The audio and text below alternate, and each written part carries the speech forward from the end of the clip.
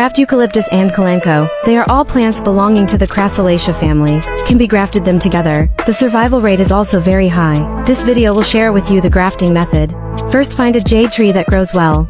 Cut off the branches. Make an incision on the edge of the jade tree branch. Just cut it into the state.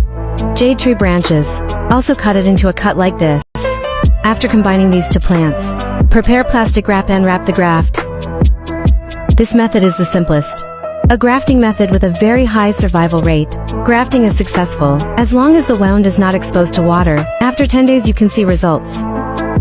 Don't forget to give me a like and support it. The longevity flower takes on the shape of a lollipop. How is it trimmed? In the early stage, only the main trunk is left. Cut off all surrounding branches. Supplement fertilizer and water every month. Make the trunk grow taller and stronger. Once they reach a satisfactory height, start topping the thick branches. After the new branches grow 6 to 8 leaves, cut off the tops.